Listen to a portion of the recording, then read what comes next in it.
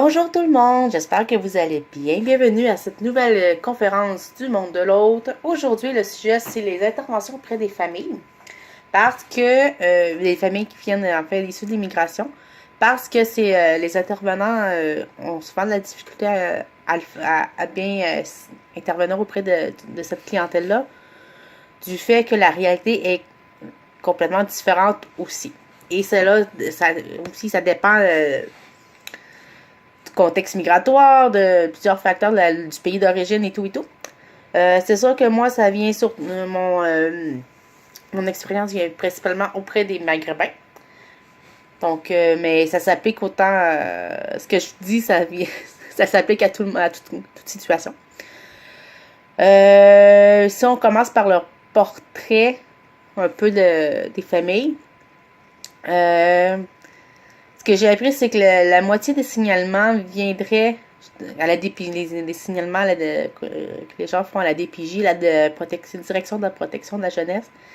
Il y aurait 50% des cas qui, justement, viennent des minorités culturelles, des familles issues d'immigration, donc c'est quand même beaucoup. Puis comme dans bien des cas, c'est parce que la manière, l'éducation, la manière d'éduquer leur enfant diffère de celle qu'on a ici en Occident, au Québec. Par exemple, un cas que j'ai entendu, c'est que j'ai lu en fait, c'est pour les parents haïtiens, ils sont très autoritaires dans leur manière d'éduquer leur enfant. Ils n'ont pas de difficulté à donner des corrections physiques à leur enfant si c'est nécessaire. Mais au Québec, c'est quelque chose qui se fait pas, des corrections physiques. Même si l'intention des parents haïtiens est bonne dans le sens que c'est éduquer un enfant, ici au Québec, ça se fait pas. Donc, il y a ça qui est comme... Ça cautionne... Ça se fait pas, donc il faut quand même faire attention aussi aux préjugés puis connaître ce qui se passe. Donc en gros, il faut quand même faire attention à ce qu'on dit. Faut pas non plus que ça tombe dans les préjugés et tout. Mais ce que j'entends souvent aussi... c'est que il y a un intérêt, il y a beaucoup d'intérêt pour connaître les cultures les cultures des immigrants pour justement adapter les interventions de façon adéquate. Donc, mais en même temps, il y a comme j'ai dit, il y a des gens qui véhiculent des préjugés concernant les immigrants pour différentes raisons. En fait, il y en a qui c'est vraiment par racisme ou l'ignorance, des préjugés. Donc, c'est quand même quelque chose qui peut nuire aux familles aussi, parce que j'ai aussi entendu un autre cas qui a été publié dans... je ne l'ai pas avec moi, mais dans le document du colloque social de Racine en l'année passée, 2017, qui disait que il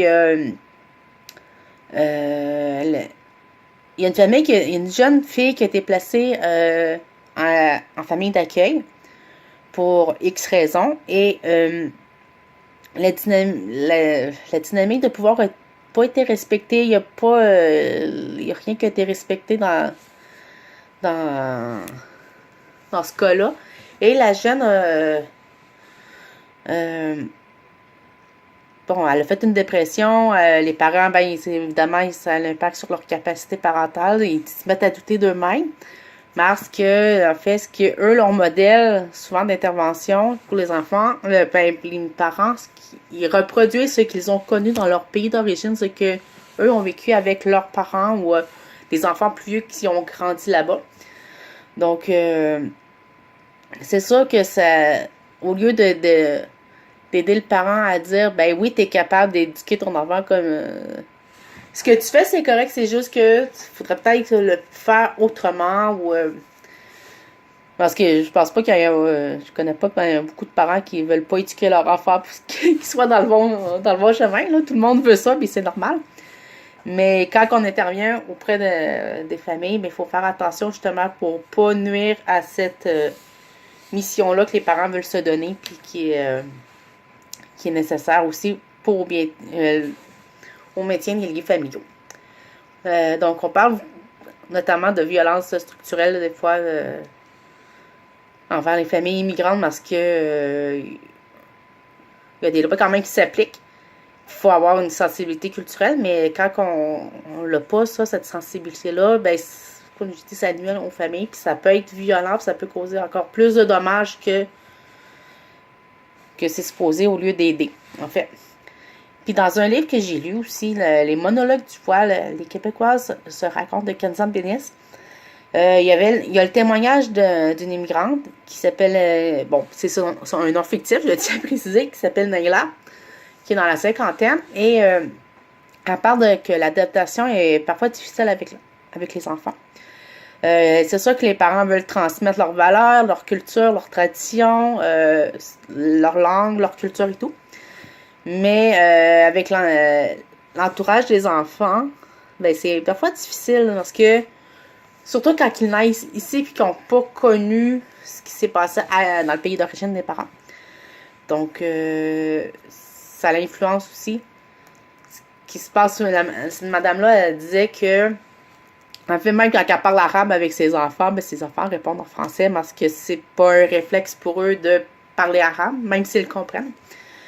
Puis, en fait, ça a été, c'est quelque chose qui a été confirmé aussi par Mohamed Mimoun, j'espère que je prononce bien son nom, du Forum Jeunesse de Saint-Michel, au colloque social de Racine de cette année, en 2018.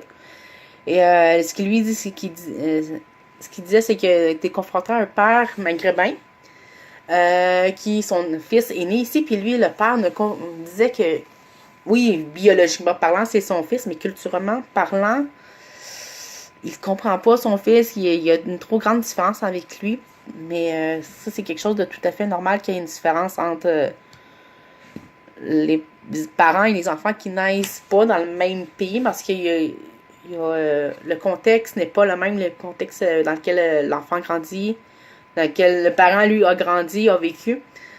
Puis la construction identitaire de l'enfant, en fait, se fait, oui, par la culture du parent au début, principalement s'il reste à la maison avec la mère, puis que c'est surtout la mère qui s'en occupe, mais une fois qu'il va soit à la garderie ou à l'école, ben il y a la culture de la société d'accueil qui interfère aussi, donc l'enfant, il mélange entre les deux. Il prend un peu des deux, puis c'est sûr que ça fait une autre identité que celle que les parents souhaitent qu'il aurait. Puis, en fait, ce qu'il y a plus quand même quand on intervient, comme je disais, en fait, le parent, et ce qu'il connaît, c'est ce qu'il, lui, a vécu dans son pays d'origine. Mais c'est pas... Ça veut pas dire que c'est mauvais parce qu'il l'applique différemment, c'est juste peut-être la manière de faire, c'est, tu sais, comme le cas, je disais que oui, c'est autoritaire avec son enfant, qui fait des corrections physiques. Les corrections physiques, oui, c'est vrai qu'on fait pas ça au Québec, mais est-ce que c'est mal de demander un certain minimum, d'avoir une certaine autorité envers son enfant? Non, c'est pas mauvais en soi, c'est juste normal, mais faut faire attention à comment doser. C'est surtout ça qu'il faut peut-être montrer aux parents. Les encourager dans leur capacité d'éduquer leur enfant, dans leurs compétences parentales. C'est super important. Parce que souvent, c'est un manque de confiance en soi aussi. Quand tu te fais dire que ton enfant, ben il y a peut-être quelque chose qui se passe à la maison quand tu as aussi une problématique connexe, genre ben le père et les parents n'ont pas de travail, ils sont toujours à la maison, ça les stresse. L'immigration est tout récente, ça fait 2-3 mois qu'ils sont ici, ben, l'adaptation n'est pas encore faite, donc il y a quand même beaucoup de facteurs, puis c'est ce qui peut intervenir, qui aide dans l'intervention, justement, c'est de comprendre, d'avoir cette sensibilité-là, de comprendre la culture, de vouloir les aider, de les questionner à savoir, ben, comment ça se passe chez toi, est-ce qu'il y a quelque chose qui est bien, que t'aimes, que tu voudrais reproduire avec ton enfant, ça fait combien de temps que tu es au Québec, est-ce que tu as déjà eu telle affaire, ou de poser des questions, et des fois c'est aussi la question du langage, il y en a qui parlent pas très bien le français, ou qui parlent pas bien l'anglais non plus, donc des fois la communication est difficile. Donc, il faut quand même penser à tous les facteurs, l'historique familial, de la migration. En fait, je pense que j'en ai déjà parlé en fait sur le site, oui, sur le blog. Donc, tout ce qui est, quand on fait de la médiation, d'intervention auprès des jeunes, c'est important des jeunes, des familles ou de toute autre situation. C'est important de connaître la vibe, comme on dit, de notre client. Donc, la vibe, en fait, sont les valeurs, les intérêts, les besoins et les émotions de la personne qui est en face de nous. Parce que, puis dès le début, ça, parce que c'est ce qui va nous guider dans l'intervention. Mais même durant l'intervention, des fois, c'est quand même bien de valider.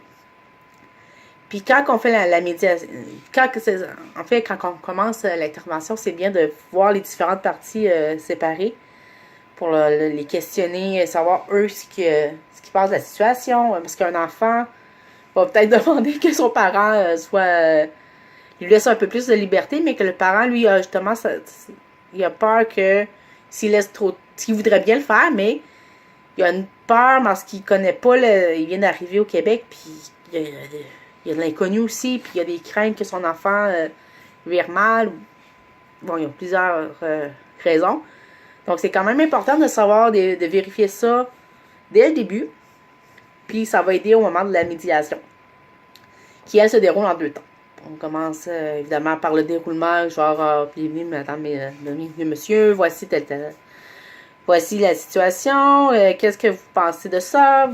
On questionne, on est là pour que les gens discutent et que quelque chose qui se passe, c'est-à-dire. Et puis, la manière qu'on procède, c'est en ouvrant une porte. Je vous explique. La porte, on commence en fait par présenter les deux parties, en commençant par celle qui est peut-être considérée comme une victime, celle qui est en préjudice. Donc, on commence par elle pour pas qu'elle se sente trop négligée ou équilibrer les relations de pouvoir aussi qu'il peut avoir. Donc, en commençant par celle qui subit le préjudice, on lui donne un peu plus de confiance, puis un peu plus d'intérêt, puis on lui dit, ce que tu vis, on le comprend, puis bon. On sous-entend ça. Donc, par la suite, on parle des objectifs de la rencontre, de ses règles, puis OR. On parle aussi du temps consacré à la médiation, puis à ses étapes. Donc, PORTE. Présentation, objectif, présentation des parties, des objectifs, des règles de base. On parle du temps consacré et des étapes d'intervention. Donc, le mot porte. C'est ça, il faut faire en sorte de vérifier que la communication aussi entre les deux parties se fasse bien. Parce que des fois, comme je vous ai dit, des fois, quand on est en contexte interculturel, les personnes avec qui on travaille ne parlent pas forcément bien le français ou il faut travailler avec une langue commune. Donc, il faut s'assurer que tout le monde dise les bonnes choses, c'est qu'on vérifie. Évidemment, la communication, c'est comme important. Comme je vous ai dit, quand on en intervient aussi, il y a des facteurs comme l'histoire de la personne, la famille, le contexte migratoire, la culture, autres, la religion. On a tous des histoires, donc c'est important de les connaître aussi. Pas dans le détail forcément, mais quand même les grandes lignes pour savoir vers où se diriger dans notre intervention. Puis on finit ça avec la médiation, en fait. Une fois que tout est dit, on finit avec le dénouement où on trouve une solution. Et après la post-médiation, en fait, c'est la post-intervention aussi, c'est similaire. En fait, c'est un moment de suivi aussi avec... par après, quand on vérifie aussi ce qui s'est dit, si le consensus tient la route et voir si tout est correct par la suite. Puis évidemment, c'est sûr qu'il y a des solutions. Ce qui est sorti, c'est qu'il y a quand même beaucoup de projets aussi qui existent, qui sont faits, surtout pour les jeunes, il y en a beaucoup qui existent, qui émergent présentement, qui sont faits par les jeunes et pour les jeunes. Il y a le projet, entre autres, des GLIC qui est là. qui était justement au colloque social de Racine cette année, en 2018. Donc, qui était là, qui permet justement aux jeunes de s'exprimer, de poser des questions, de trouver des solutions, des réponses et tout. Donc, c'est quand même, il y a ce genre de projet-là, mais il y en a tout plein qui s'adaptent à différentes clientèles. Donc, il faut juste les chercher des fois. Elles sont bien cachées, mais elles sont là. En fait, aussi, ce qui est important de se dire, c'est que mais c'est en fait c'est Rachida Datido qui disait ça dans son livre, son dernier livre, Vivre ensemble n'est pas un rince-bouche. Elle mentionne que les minorités visibles ne veulent pas être tolérées, elles veulent faire partie de la solution, elles veulent être prises en compte. Puis des fois, les voix actuelles, c'est un peu flou, sans prendre en compte les minorités, en les faisant participer à la création de projets qui leur ressemblent, qu'importe, même si c'est bon, comme je vous ai dit, les jeunes, mais les parents peuvent le faire, les personnes âgées aussi, des fois on les oublie, mais les immigrants, bon, on les catégorise, puis question de savoir quel type de problème ils vivent, quelles sont leurs solutions, qu'est-ce qu'ils veulent faire. Donc, c'est quand même important de les prendre en compte, de les faire participer pour que les projets viennent d'eux. C'est probablement la meilleure chose qui est à faire. Donc, en gros, c'est ça. C'est sûr que c'est vraiment un survol de ce qui est possible de faire. Mais n'ayez pas peur. Si vous intervenez auprès de migrants, qu'importe leurs origines, n'ayez pas peur de les questionner. N'ayez pas peur d'aller demander des conseils à des gens qui s'y connaissent peut-être pas directement ceux qui vivent le problème, parce que des fois, avec l'émotion, des fois, c'est plus difficile aussi d'expliquer une situation. Mais allez voir des professionnels de les communautés, soit les intervenants qui sont déjà là, ou des professionnels, des intervenants, il y en a toujours qui sont psychologues ou qui travaillent dans différentes sphères publiques. Donc, allez les voir, allez les questionner pour s'assurer que tout ce que vous faites est correct. Je pense pas qu'il y ait de problème. Habituellement, les gens sont quand même ouverts à répondre aux questions, surtout si c'est pour aider leur communauté.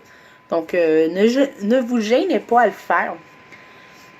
Ah oui, puis si vous voulez vraiment bien intervenir auprès des communautés culturelles, utilisez l'intersectionnalité dans le sens que un être humain a plusieurs identités, il s'adapte selon la situation, mais aussi parce qu'il n'y a pas juste une facette qui est touchée non plus de la personne. Habituellement, si comme la migration vient de se faire, forcément, il y a tout ce qui est recherche d'emploi, le réseautage à faire, il y a le fait de se trouver un logement, un travail, il y a comme beaucoup de choses, une école pour les enfants s'il y en a, il y a beaucoup de choses à considérer, puis en travaillant justement l'intersectionnalité, donc il y a comme cette possibilité de travailler sur différents tableaux. Donc, pas juste sur un. Donc, parce qu'évidemment, une problématique peut découler, il y en a d'autres qui ressortent en fait. Même si on en travaille juste une, on en règle juste une, on ne les règle pas toutes. Donc, excusez, mon nez me pique. Donc, c'est ça. Ne vous gênez pas de travailler sur plusieurs tableaux, consulter les gens qui peuvent vous aider, que ce soit qu'importe le domaine. Donc, c'est probablement les meilleurs conseils que je peux vous donner. Donc, j'ai fait une courte vidéo. Désolée, d'habitude, je fais plus long que ça. Mais, en gros, j'ai déjà fait le tour. Donc, c'est puis même si vous voulez, n'hésitez pas à me contacter. Puis, comme d'habitude, je vais mettre le PDF le document fait que je viens de vous lire un peu en les grandes lignes sur le site, il va être présent là, donc vous pouvez aller le chercher. Le monde de l'autre.org. Bonne journée!